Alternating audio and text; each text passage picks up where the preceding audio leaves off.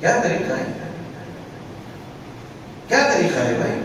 کچھ لوگ یہی کر رہے ہیں، اللہ اللہ سمجھ اللہ، یہ طریقہ نہیں، یہ طریقہ نہیں ہے۔ کچھ لوگ تو یہ غلطی کر رہے ہیں، کیا طریقہ ہے بھائی؟ کیا طریقہ ہے؟ ہاتھ کہاں تک نماز میں اٹھانا چاہیے، کہاں باندھنا چاہیے؟ جب نماز اتنی بڑی عبادت ہے، نماز مومن کی معراج ہے، نماز میں ایک بندہ اللہ سے سرگوشی کرتا ہے، اللہ سے بات کرتا ہے، اللہ سے دعائیں کرتا ہے، درس کی کہ وہ اللہ سے ملاقاتیں کر رہا ہے، اپنے محبوب سے قریب ترین ہو رہا ہے۔ اقرب ما یکون العبد من ربہ وہو ساجد، کہ سب سے زیادہ قریب و نماز میں اس سجدے میں اللہ سے ہو رہا ہے۔ جب یہ کیفیت ایک بندے کی ہے تو اس کو کتنی چوکسی کے ساتھ نماز میں رہنا چاہیے۔ یہ حدیث آپ کو معلوم ہوا کہ کہاں تک ہاتھ اٹھانے کا ہے، کہاں تک ہاتھ بلند کرنے کا ہے۔ اب آپ چاہے ہاتھ اٹھائیں نا، آپ کی مرضی ہے، ہاتھ پیچھے باندھ لیں، آپ کی مرضی ہے، سر پہ رکھ لیں، آپ کی مرضی ہے، مگر خلاف سنت آپ عمل کریں گے، آپ کی نماز آپ کی مرضی کے مطابق، اللہ اپنی مرضی کے مطابق آپ کو ثواب و عذاب دے گا، تب آپ کو چلانا آپ کا حق نہیں بنے گا۔ اس لیے من ہمزہ ونفخہ ونفثہ، بسم اللہ الرحمن الرحیم۔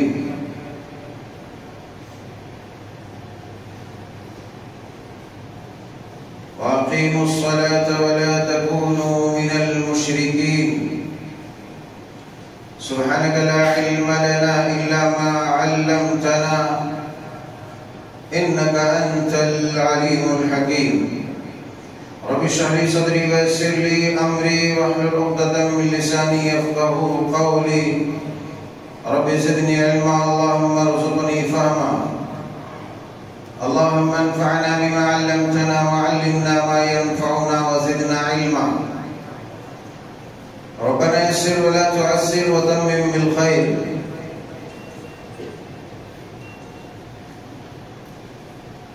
ہر قسم کی حمد و ثنا و بزرگی و برتری اس اللہ وحدہ لا شریک کے لیے سزاوار ہے، جو حقیقی معبود، خالق و مالک، رازق و مدبر اور حقیقی پالنہار ہے، جو ہر طرح کی خامیوں سے، کمیوں سے، عیوب سے، نقائص سے پاک و صاف ہے، جس کی حکومت، جس کے تصرفات ساری کائنات اور ساری چیزوں میں ہے، جس نے ہم سب کو دین ایمان کی سمجھ عطا فرمائی اور مسلمان بنایا، قرآن و سنت کو جاننے، سننے، سمجھنے اور عمل کرنے والا بنایا۔ اسی لیے ہر سانس میں، ہر لمحے میں اس کی حمد، اس کا شکر بجا لانا چاہیے۔ فَلِلَّهِ الْحَمْدُ وَلَهُ الشُّكْرُ سُبْحَانَ اللَّهِ وَبِحَمْدِهِ سُبْحَانَ اللَّهِ الْعَظِيمُ۔ درود و سلام کا برکھا نازل ہو جملہ انبیاء اکرام علیہم الصلاۃ والتسلیم پر، بالخصوص نبی آخر الزمان سید الانبیاء صبر کونین جناب محمد رسول اللہ صلی اللہ علیہ وسلم پر۔ اللهم صل على محمد وعلى آل محمد كما صليت على إبراهيم وعلى آل إبراهيم إنك حميد مجيد اللهم بارك على محمد وعلى آل محمد كما باركت على إبراهيم وعلى آل إبراهيم إنك حميد مجيد۔ عزیزان گرامی، نوجوانان قوم ملت، خواتین ملت اسلامیہ،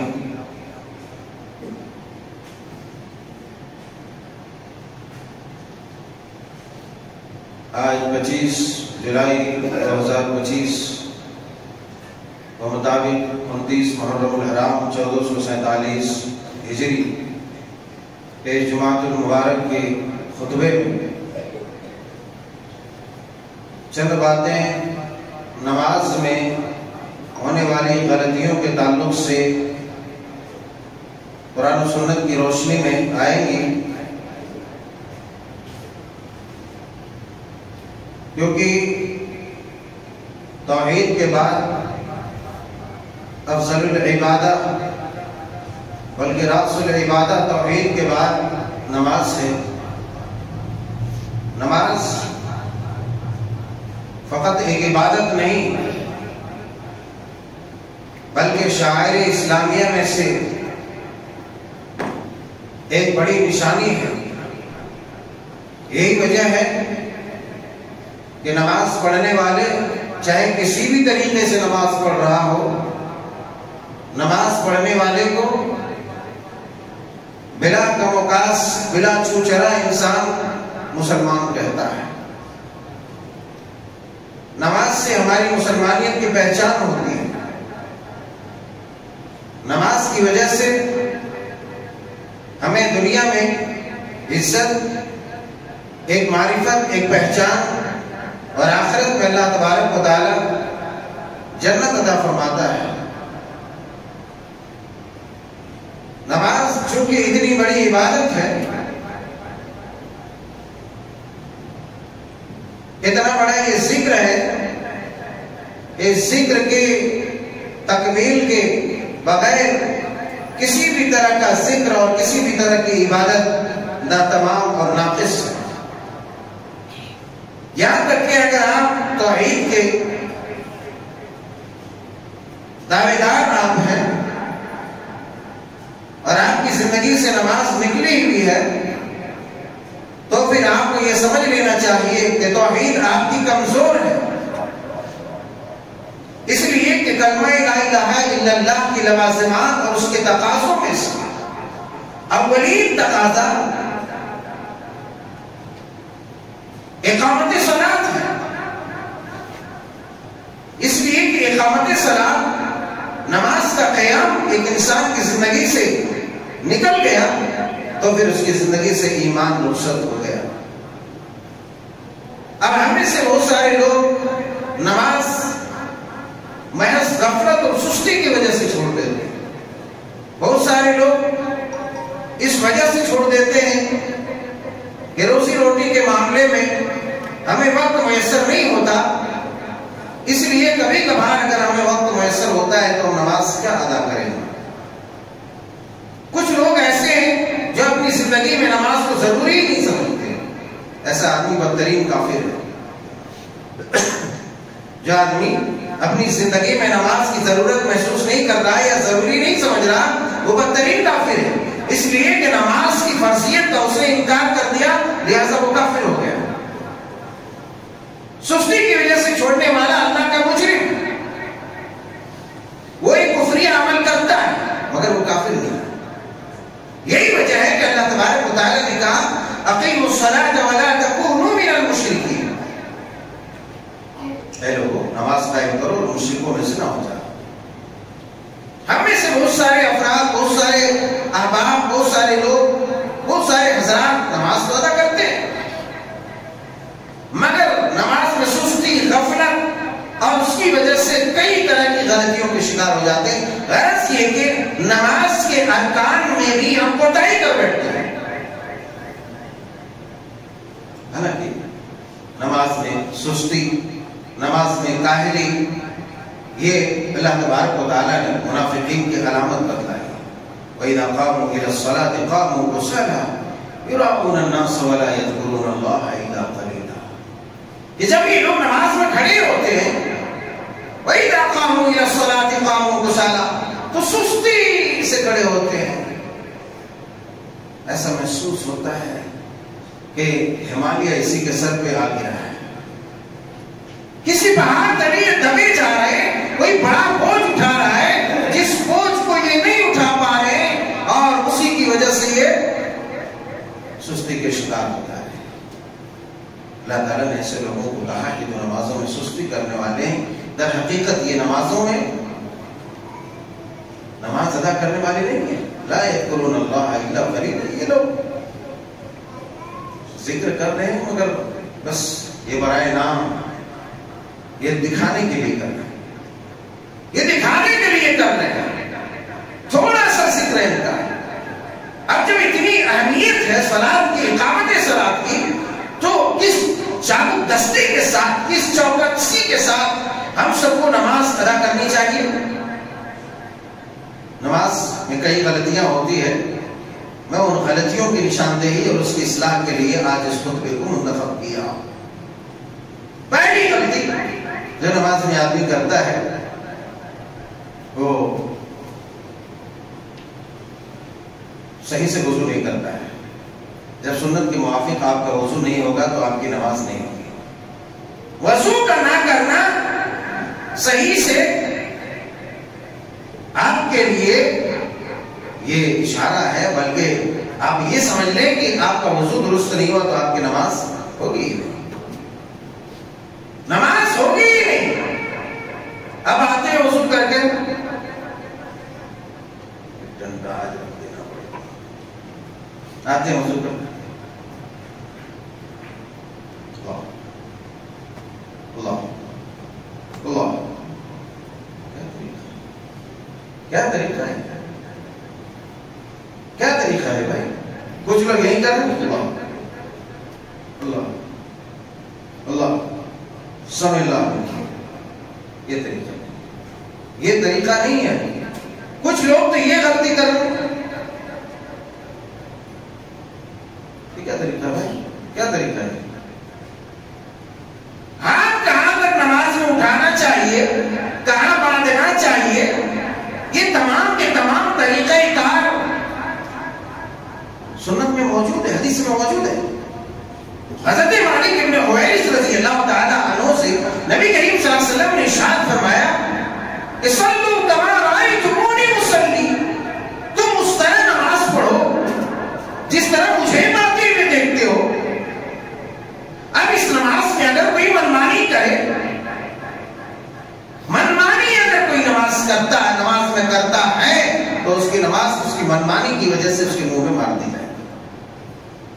اس لیے کہ نماز میں آپ اس دل جبروت والملکوت قادر مطلق قادر کل کے سامنے آپ کھڑے ہیں، جو ساری کائنات کا بادشاہ حقیقی ہے، جو ساری طاقت و قوت کا مالک ہے، جو بلا شرکت غیر ساری کائنات کے تصرفات طرح چلاتے ہیں، اس کے سامنے آپ کھڑے ہیں اور منہ لٹکا کر کے، تھوپڑا بگاڑ کر کے جیسے تیسے آپ کھڑے ہیں، تو آپ کی نماز کی کتنی اہمیت ہوگی آپ سمجھ جائیں۔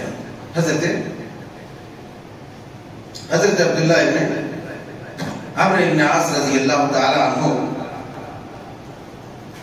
نہیں حضرت عبداللہ ابن عمر رضی اللہ تعالی عنہ، صحیح بخاری کتاب الاذان میں روایت موجود ہے کہ عبداللہ ابن عمر رضی اللہ تعالی عنہ قال رأيت رسول الله صلى الله عليه وسلم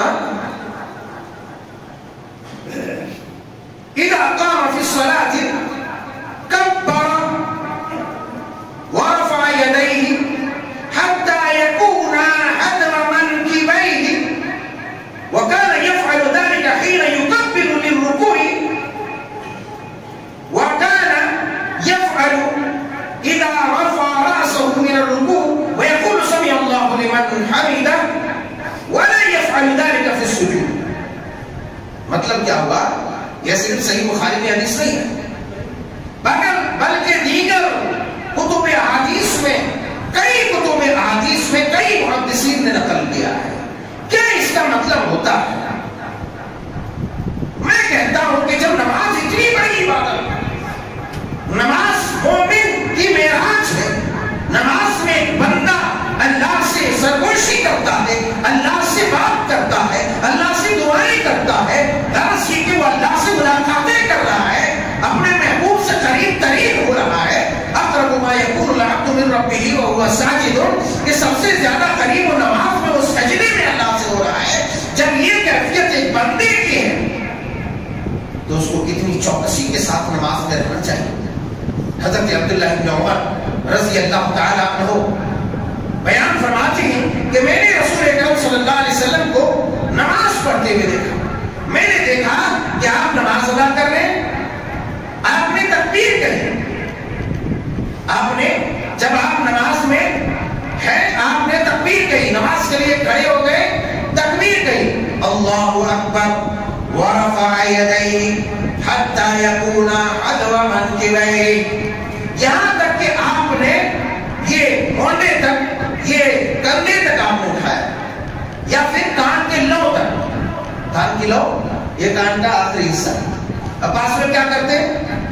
ایسے کرنے لگتے. یہ سنت کے خلاف عمل ہے. آپ کو تک اٹھانے کے لیے کہا ہے، پار نہیں کہا ہے. الہ تک، الہ دیوار تک، یہی تک ہے. دیوار کے آر پار نہیں کہا ہے آپ کو. کان کے لو تک یا کندھے تک. تو ایسا یا ایسا. لہٰذا جو ایسا کرتے ہیں ہمارے بہت سارے احباب، اللہ سمع اللہ علیہ اللہ والے، آپ اپنے آپ کو سلفی المسلک کہتے ہیں. آپ اپنے آپ کو کہتے ہیں کہ سنت مصطفیٰ پر نماز ادا کر رہے ہیں، سنت کے مطابق نماز ادا کر رہے ہیں. تو آپ کی یہ بے احتیاطی، آپ کی یہ بے اعتنائی نماز کے تعلق سے، کیا آپ کی نماز میں اجر و ثواب کی کمی واقع نہیں ہوگی؟ فرمایا کبر ورفع یدیہ حتی یکون احد منکبیہ. یہاں تک کہ آپ نے تکبیر کہی اللہ اکبر اور اپنے ہاتھوں کو بلند کیا. کہاں تک بلند کیا؟ کان کی لو تک یا پھر کندھے تک. لہذا یہ اسٹائل چھوڑو، یہ اسٹائل چھوڑو. اس اسٹائل میں دو خرابی ہے. ایک تو آپ نے سنت کی مخالفت کی، دوسری خرابی یہ ہے کہ جو حدیث پاک بالاتفاق صحیح درجے کو پہنچتی ہے وہ سینے پر ہاتھ باندھنے کی، آپ نے اس کی مخالفت کی. اور آپ یہ کہیں کہ میں نے سنت والجماعت سے ہمارا تعلق، نبی کی حدیث کے مطابق ہماری نماز، ہم نے کتاب و سنت کے مطابق نماز ادا کی ہے. تو آپ کا یہ طریقہ کار، یہ ٹنکی پہ ہاتھ باندھنا، یہ سنت کے خلاف آپ کا ہوا. سمجھے کہ نہیں سمجھے؟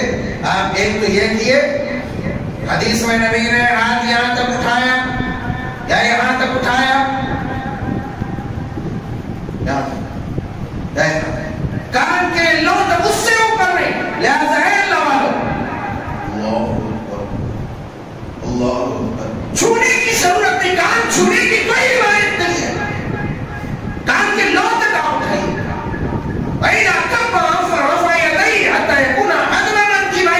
آپ نے اٹھا لیا یہاں تک. اب آپ یہ مسئلہ آتا ہے ہاتھ کہاں باندھیں گے، تو اس ضمن میں چونکہ یہ روایتیں مشہور ہے اور میں پھر بھی رکھوں گا، لیکن پہلے میں ہاتھ اٹھانے کا یہ جو سلسلہ ہے اس کی تصریح کر دیتا ہوں کہ یہاں تک آپ کو ہاتھ اٹھانا ہے.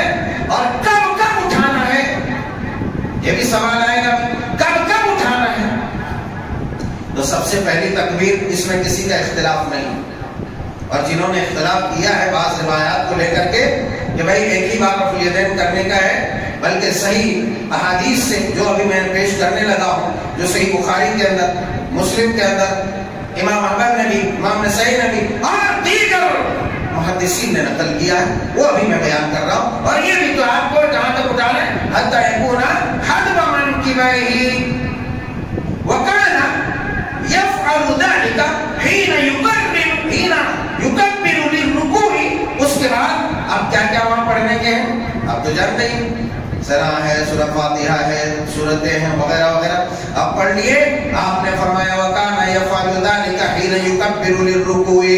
جب اس کے بعد آپ رکوع میں گئے تو بھی ہاتھ وہیں تک اٹھائے، تو بھی ہاتھ کہاں تک اٹھائے؟ حتی یکون حدوا منکبیہ، مونڈے تک یا کان کے لو تک آپ نے اٹھایا اور سیدھا آپ رکوع میں چلے گئے. رکوع میں گئے، اس کے بعد وَيَفْعَلُ ذَلِكَ إِذَا رَفَعَ رَأْسَهُ مِنَ الرُّكُوعِ وَيَقُولُ سَمِعَ اللَّهُ لِمَنْ حَمِدَهُ. اس کے بعد کہتے ہیں کہ جب آپ رکوع سے اٹھے تو آپ نے سَمِعَ اللَّهُ لِمَنْ حَمِدَهُ کہا اور ہاتھ اٹھایا. پہلے کہا کہ ہاتھ اٹھایا وَإِذَا رَفَعَ رَأْسَهُ مِنَ الرُّكُوعِ، اپنا سر اٹھایا، رکوع سے ہاتھ اٹھایا اور سَمِعَ اللَّهُ لِمَنْ حَمِدَهُ کہا. یہ بھی رفع الیدین یہاں بھی ثابت ہے. اس کے بعد سمع اللہ لمن حمیدہ ربنا ولک الحمد کثیرا طیبا مبارکا فیہ. یہ حدیث آپ کو معلوم ہوا کہ کہاں تک ہاتھ اٹھانے کا ہے، کہاں تک ہاتھ بلند کرنے کا ہے. اب آپ چاہے ہاتھ اٹھائے نا، آپ کی مرضی ہے. آپ پیچھے باندھ لیں آپ کی مرضی ہے، سر پہ رکھ لیں آپ کی مرضی ہے، مگر خلاف سنت آپ عمل کریں گے آپ کی نماز آپ کی مرضی کے مطابق، اللہ اپنی مرضی کے مطابق آپ کو ثواب و عذاب دے گا، تب آپ کو چلانا آپ کا حق نہیں بنے گا۔ اس لیے آپ نے جو حدیث سن لی ہے وہاں تک آپ کو ہاتھ اٹھانا ہے۔ ایک اور صحیح بخاری کی حدیث سے بات، حضرت نافع حضرت عبداللہ ابن عمر رضی اللہ تعالیٰ عنہ کی نماز کا تذکرہ کرتے ہیں۔ النافع ان عمر بن الخطاب رضی اللہ تعالی عنہ اذا كان في الصلاة كبر ورفع يديه واذا ركع رفع يديه واذا قام من الركوع رفع يديه واذا قام من الركعتين رفع يديه ورفع ذلك ابن عمر الى نبی اللہ صلی اللہ علیہ وسلم۔ یہ صحیح بخاری شریف کتاب الاذان کی، اور اگر آپ کو حدیث نمبر دیکھنا ہے تو آپ حدیث نمبر 720 30 سے لے کر کے 40 50 تک آپ دیکھتے جائیے، ایک کے بعد ایک حدیث ایک کے بعد ایک حدیث آپ کو صحیح بخاری میں مل جائے گی، اور آپ کو بہت دور جانے کا نہیں، یہ ترقی کا زمانہ ہے۔ اگر آپ دیکھنا چاہیں اسلام 360 میں مار کر کے نمبر حدیث کا مار کر کے آپ دیکھ سکتے ہیں، آپ کو پوری تحقیق کے ساتھ آپ کو وہاں مل جائے گی حدیث، آپ کو وہ پتہ مل جائے گا۔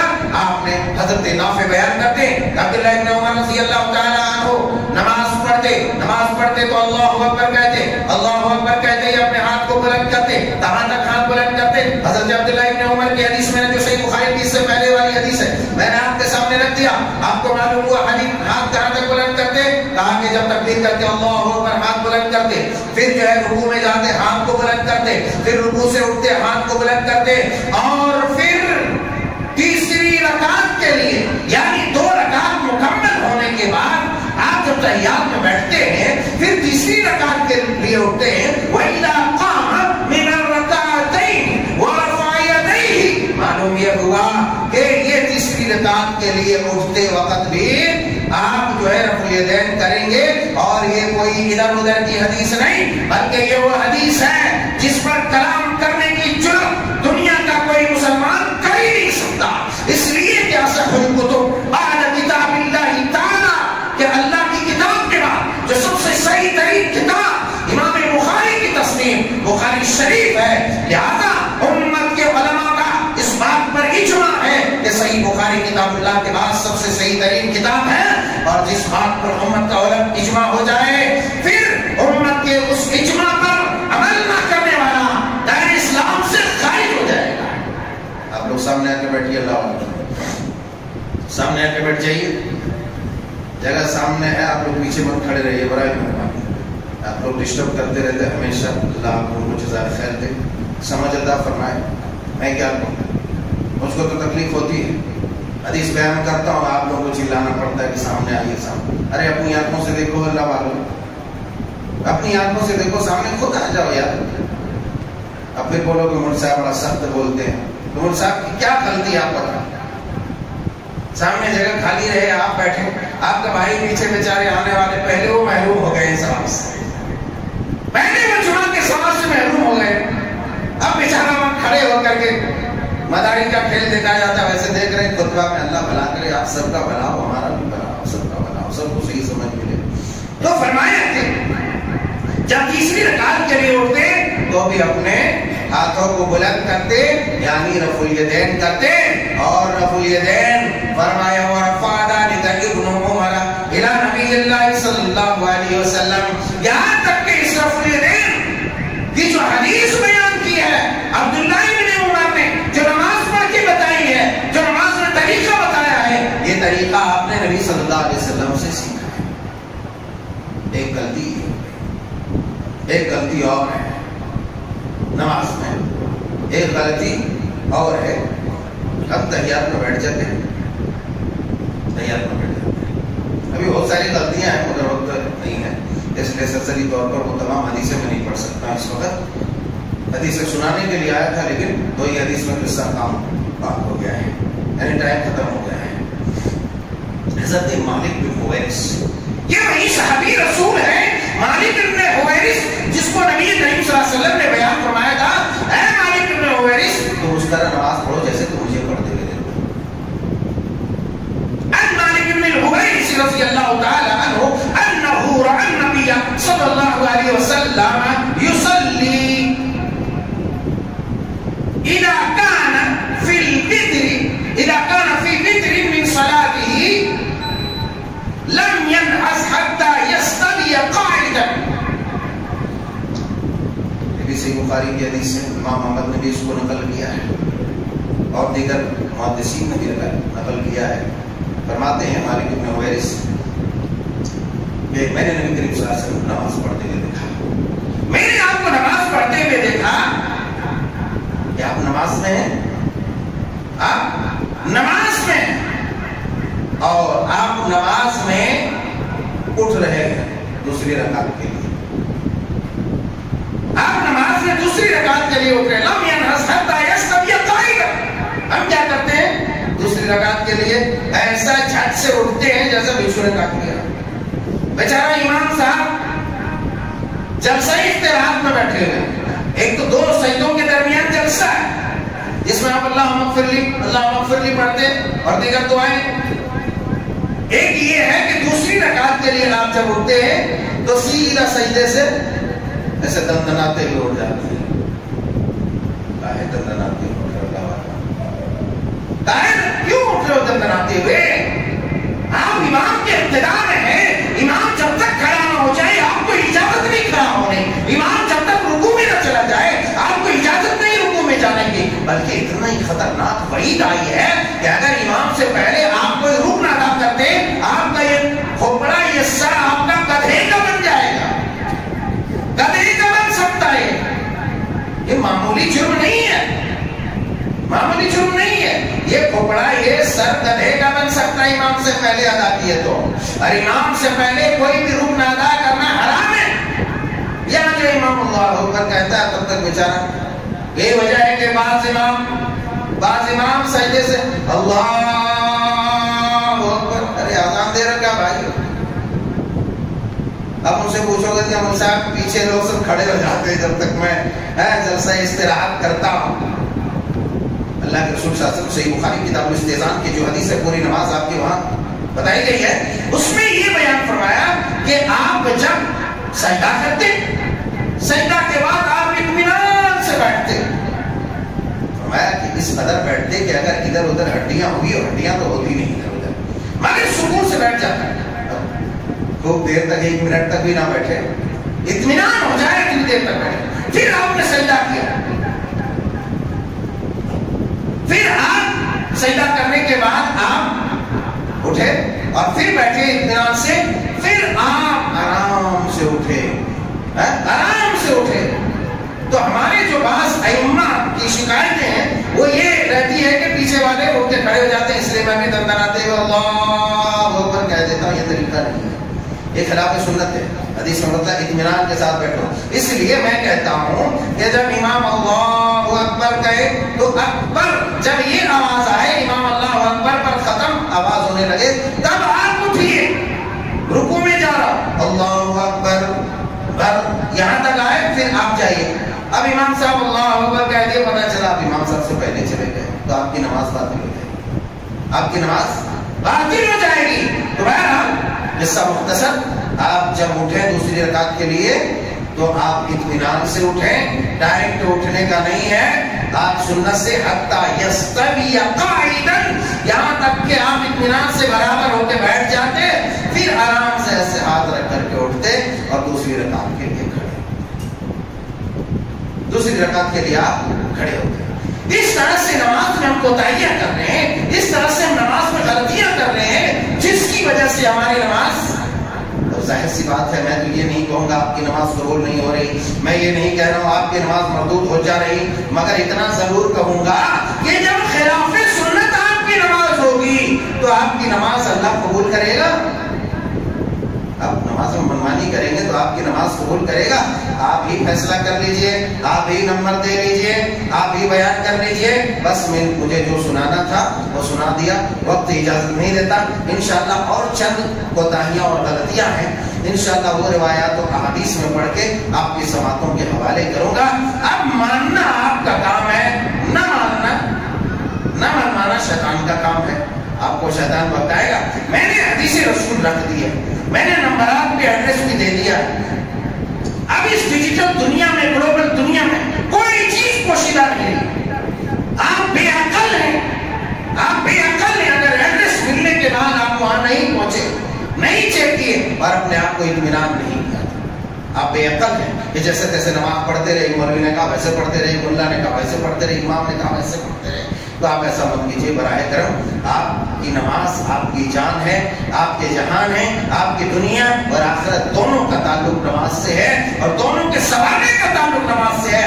लिहाजा कोई कुछ कहे, आप इतना दुनिया इस तरह तरक्की कर चुकी है कि आप खुद से पता कर सकते, अनपढ़ है, जाहिल है, हर चीज की ऑडियो बुक भी आ चुकी है।